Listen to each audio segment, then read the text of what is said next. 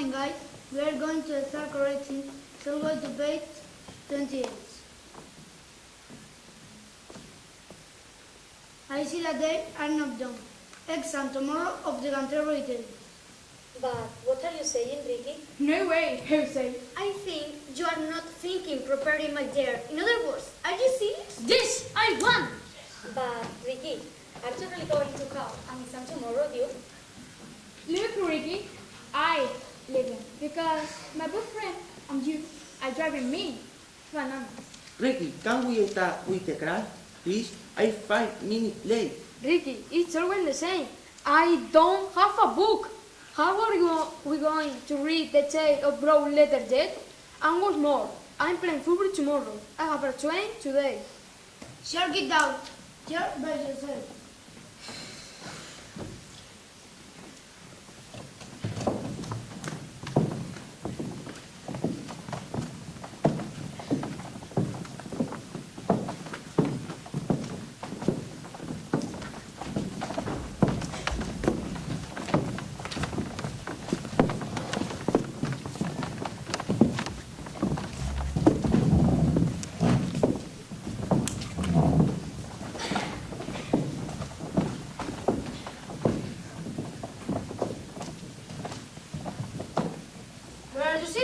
We have to find a book to reading.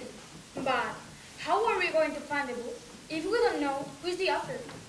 Teacher, but Ricky said her name is Josephine Chinfer. I think it's Jeffrey Chaucer. No. I remember it's John. No, that's the character of Fortnite. Silence and search it on the internet.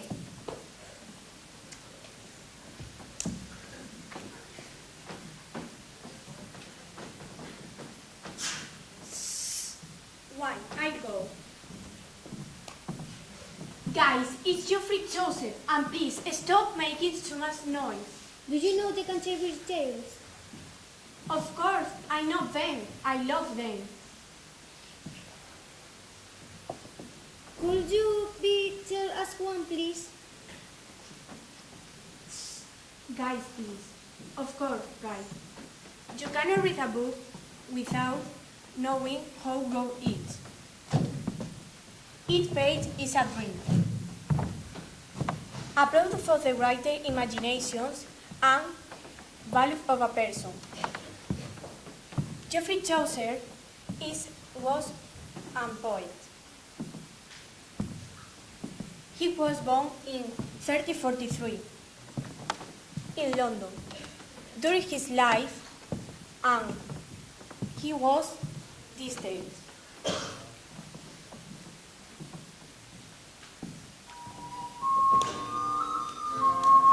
It happened in this season that one day, in southward at the tavern, a silent, there came into that renowned hostelry some 29 in a company,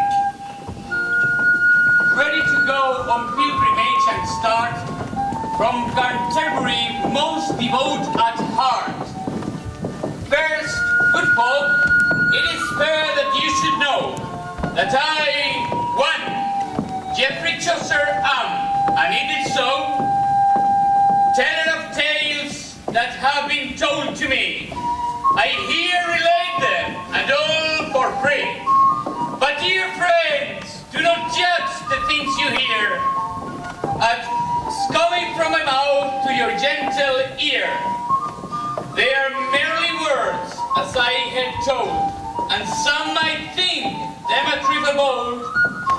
Hear then that balmy night in our company, where many sundry folks, as ye shall see, this friar would give a mail what could afford her.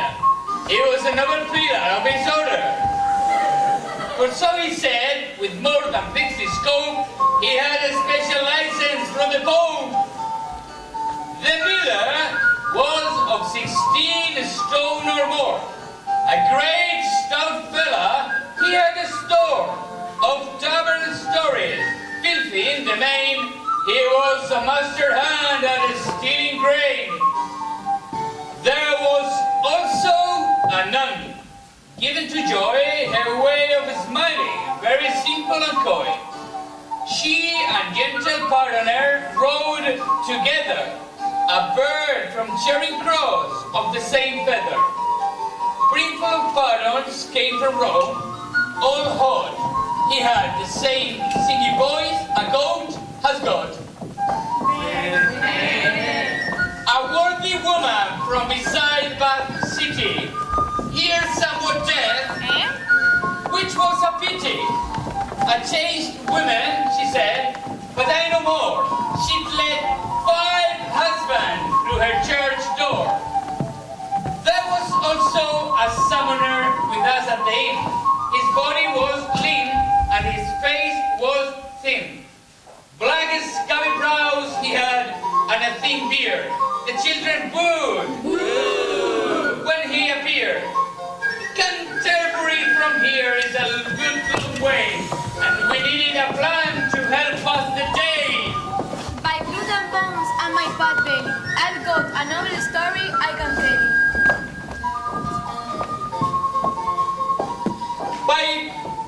Now hold on, Miller, dear old brother. We'll get some better man to tell another. This man, remember, tells stubborn tales, often the result of too many ales. I will relate a legend and a lie of an old carpenter and his cheating wife. Let it be green and full of scandal. These young ones can find it hard to handle. My dear old brother friar, such is life. Do you want to be hooked? Don't take a wife. Now, pinbridge all of your head. I must obey. Takes also play part within my tale. Some time ago, there was a rich old courtier who lived in Cambridge and took a lodging. He studied in the art, but that expensive, was turned through astrology and geomancy. This lodger was known as Nicholas Gallant, and making love in secret was his talent. This carpenter had married a new wife, not long before, and loved her more than life. He was old, she was wild and young. He thought himself quite likely to this town. She was a fair young wife, her body as slender as any weasel's, and as soft and tender.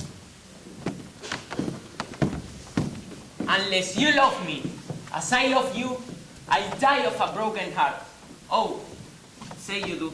Oh no, I don't. Stop it. Let me go or I shall scream. I let the neighbors know. But think of the vigor within these hips.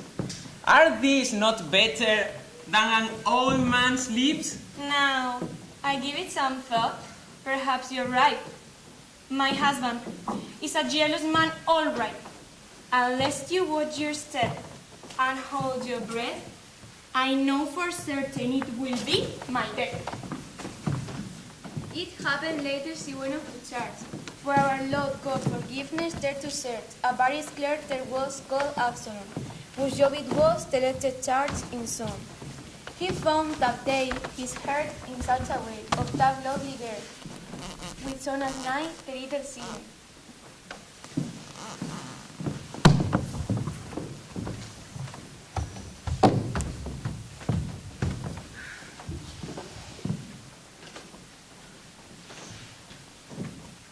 Good night, my love, my sweet, my wife so dear. Good night, my husband, drop not so near. For you, my heart's a quiver. See, it shakes. Not tonight, my husband, my head. It aches.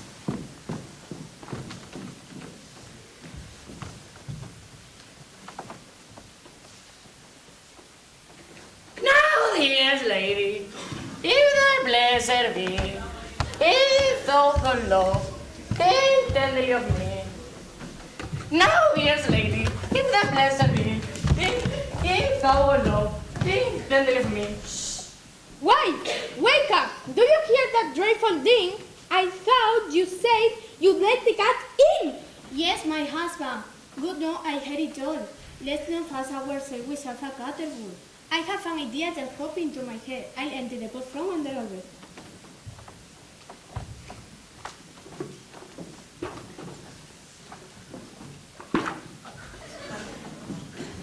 From day to day, this poor Absalom going away became quite woebegone. I more woebegone than that. Then so it happened that on one fine day, when the old carpenter was safe away, in business, I think in Cambridge is true. The wife and her love agreed what to do. The time is right to exercise my wits on your suspicious husband's foolish fits. And so, my love, if all goes right, then you and I can be together tonight. The husband returned for his journey hence, and called for his lodger to pay his rent. I have no set eyes upon him all day. He must be sick, for I what I couldn't say.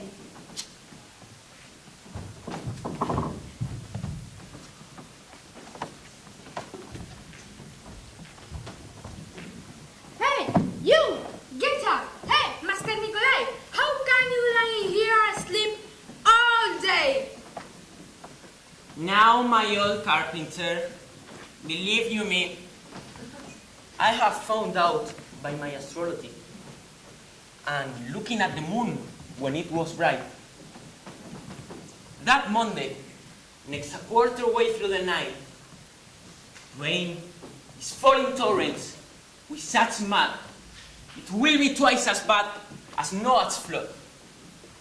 Is there no remedy, dear Nick, for this? Thanks be to God, I say, there is. Now, I want you at once to hurry off and fetch a sallow or kneading through, but see that they are large and such that we can float in like a barge. We'll float as merrily as any lily-white duck behind her drape. This silly carpenter then went his way, muttering to himself. Alas, the tail! But true to his word, and between his bluffs, he went and found himself 3 sturdy doves. And on the Monday, wherein drew the night, into the doves they clean all snug and tight. The carpenter, with all the work he done, filled it asleep fast, as down went the sun. Now Nicholas and the wife, they both speed softly upstairs without a word to bed. Now, dearest lady, if the blessed be in thoughtful love, think tenderly of me. How, dearest lady, if the blessed be in thoughtful love, think tenderly of me. Oh Lord, it's him! Listen to him, Mom! Take yourself off, or I shall throw a stone. You still don't think of me in all my woe. Won't you kiss me just one before I go? Begone, you loon! She loves another! Who's that in my sweetness? You have a lover? But has there, Nicholas, will have some sport? If I do kiss you, will you then transport? If not, then my name is not Absalom. Then, figure your lips at the window, John. The window lay very near to the bed, and through the night, an Absalom so dumb that he didn't notice when out poked her bum. What this? Your breath so has, your chest so fat. I'm joke, I'm tricked. You play for that.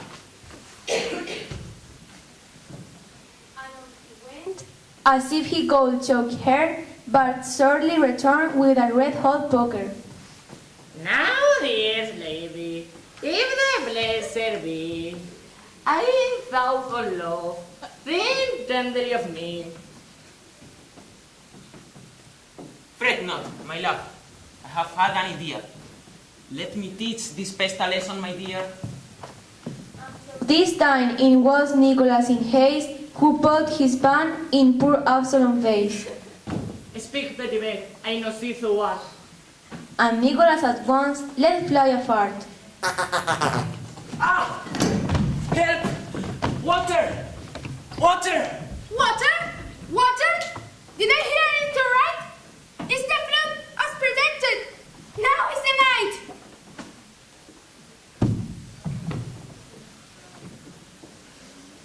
And as his stabs split and impious all lay, the man hid his head and find a way. When later he told this tale to the town, They all thought him made and word went wrong.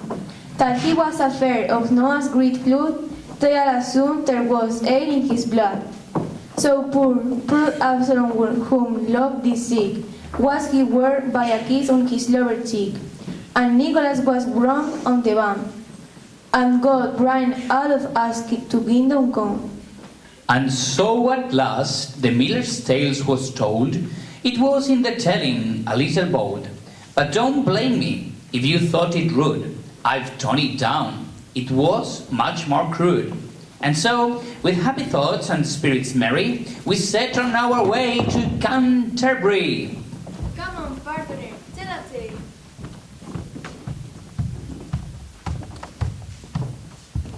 There's something with a moral. Rancid, I say, but first I have to think. I'll ponder something decent while I drink. My lords, I say, in churches where I preach, I cultivate a haughty kind of speech, and ring it out as slowly as a bell. I got it all right down the tale I tell. It treads upon greed and on what might be when men find a great treasure beneath a tree. And as such a one grows here and so high, I employ it for my tale by and by.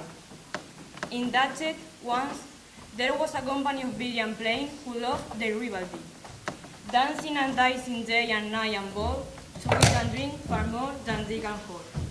Each of these returns I have to tell, who long before the morning service bell, were sitting in a tavern for a drink, and as they sat, they heard a handbell clink. There's a pumpkin going to the grave. Who's there, I wonder? Who is the knave? Whose corpse in that coffin passing by? I care, not who, so long as it's not I. 2 hours before we came here, I was told he was friend of ours in the of all. Then he threw the heart, he never stirred, and then went his way without a word. God's blessed bones, I register about. Here, chaps, the three of us together now. Hold up your hands like me, and we'll be brothers in this affair, and each defend the others, and we will kill the traitor death. I say. We will. Then the devil himself will die these days. Away with he has made away, which order our friend. Death will die today. When they had got not fully half a mile, just as they were about to cross a stile, they came upon a very old man who handily greeted them and thus began.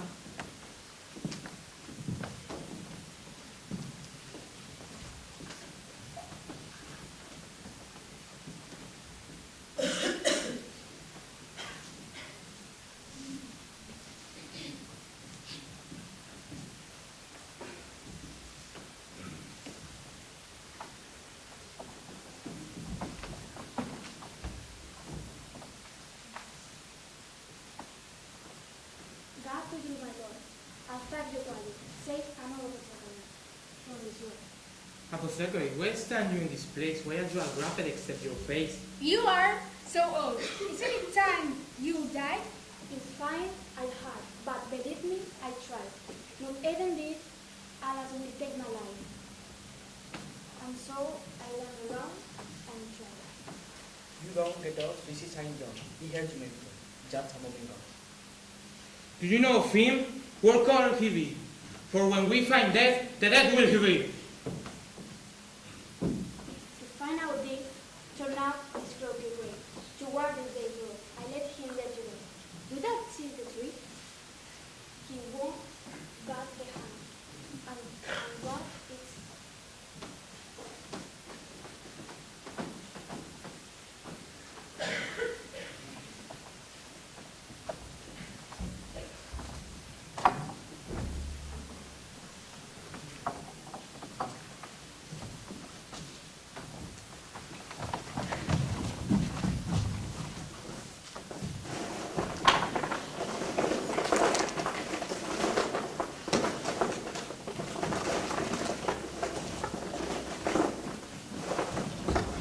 His clerk had fortune bestowed his treasure to let us live in joy and pleasure.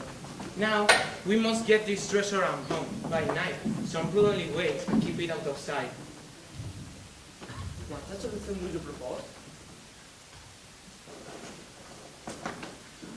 We throw for lots. and see the way it goes. The one who draws the longest, lucky man, shall run to the town as quickly as he can and fetch us the best wine. While we remain here for mark or heap of treasure. If there's no light, when night come down, we'll carry it away.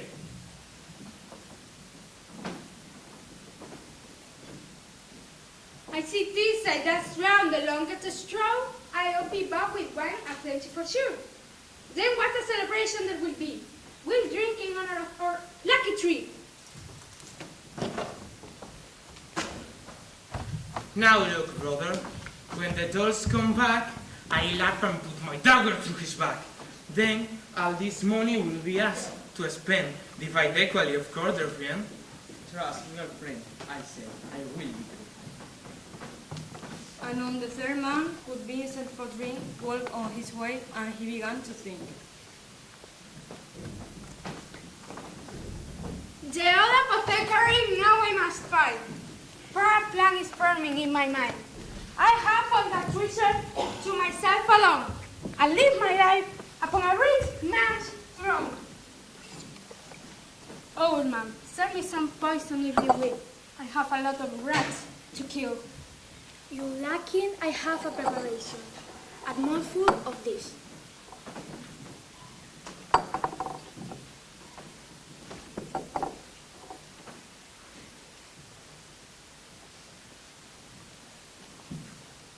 The scarce fit a grape into his hand, the bottle of poison, and away he ran. Back to rejoin his comrades and he, where he had left them, beneath the old tree. At last, brother, you've come with finest wine for us. But first, you taste my glaze so fine. What trickery is this? Oh, what is it? Come, there is one to drink dry of French heat. Let me see you both before I die. Drink to my perso. Raise your bottle, Sky. Why not? Let's drink. To your good health.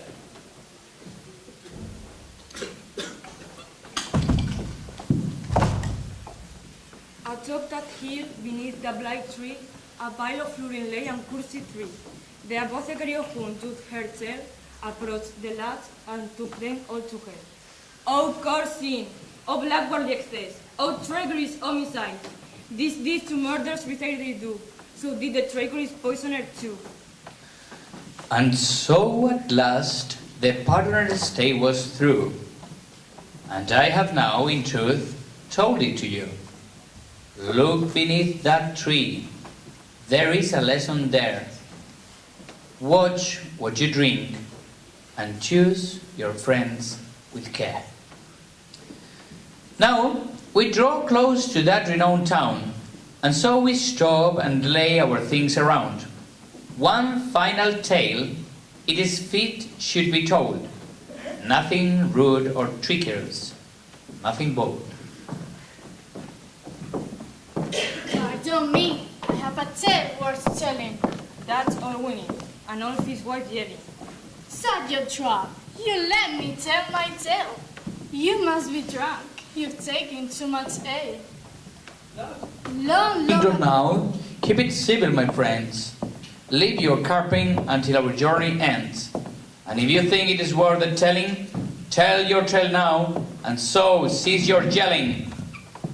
Long, long ago, in good Arthur's kingdom's day, there was a knight who was a lusty liver. One day, as he came riding from the river, he saw a maiden walking out forlorn. Ahead of him, alone as she was born.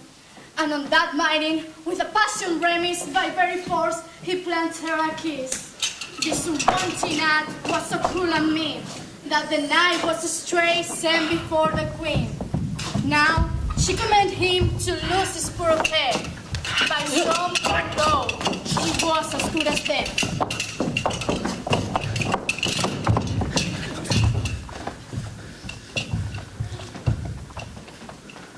Give me a task to show my heart is true. And I swear, I'll make recompense to you. Sir Knight, arise and prove your I say? Answer me one thing, and the sword I'll stay. What is the thing that a woman most desire? Answer me this, and escape the devil's fire. I knock at every house. I search far and near. And I even ask the first maidens here.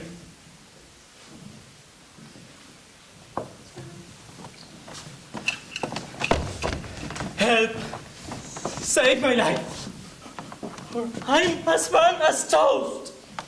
What exactly do you women want most?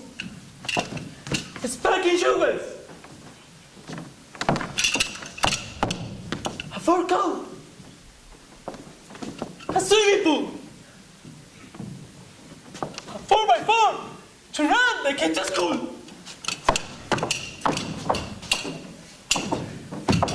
This night that I'm telling you about, her thief at last he never would find out.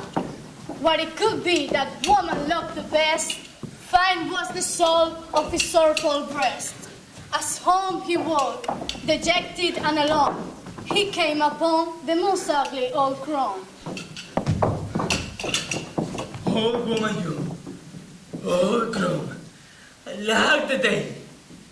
I'm as good as they. If I can't say what thing it is that women most desire. No, Mama. I tell you, I'm not a liar. Give me your hand, your seat, and try to do. Whatever I saw then prepare of you, your life is saved. And now I make my claim. Hope of my life, the Queen will say the same.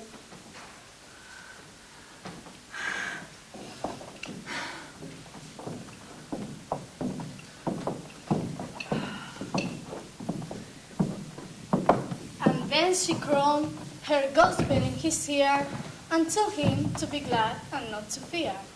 They came to court this night in full array and said, Oh, Queen, I've walked all day, and I kept my word, and I have been true and steady. Then, tell me your answer. I'm ready. The women want the self-same sovereignty over her husband to be equal and not be above she. You have spoken a righteous on honesty. He was, I hope, the answer to the night. And I take credit now, his student right. His sword and his pledge of his honor to it. It's the first thing I asked of him, he do it. So keep your word and take me for your wife. Please, take all my goods, but leave my body free. It's some bad dream. You must agree. This went for nothing. He was forced to wait.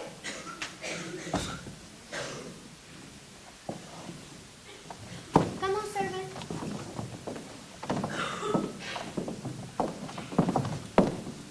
he takes his ancient wife and goes to bed. This night in full array and said,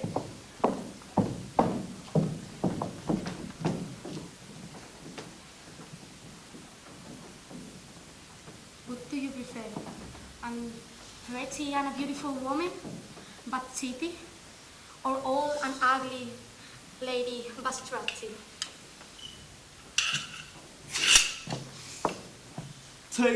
Make the choice for me. I give you your will and full mastery.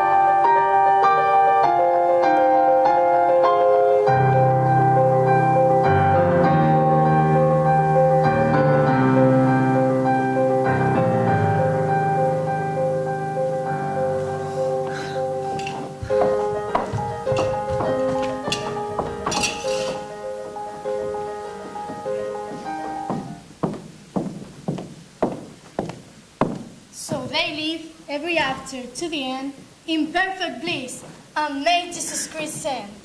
And Jesus hear my prayer, good shore on the wives of those who won't be governed by their wives. And so at long last the wife's tale was done, her imagination had its run, and all around about agree with me that the message therein was plain to see. Men think women do not but keep houses, but really it's them that wear trousers. We came to Canterbury at last to praise our glorious Maker who measures our days. Our souls we offer and our hearts we give, that the Lord may pity this life we live. Here ends the Pilgrim's Controversy by Geoffrey Chaucer, on whom Christ have mercy.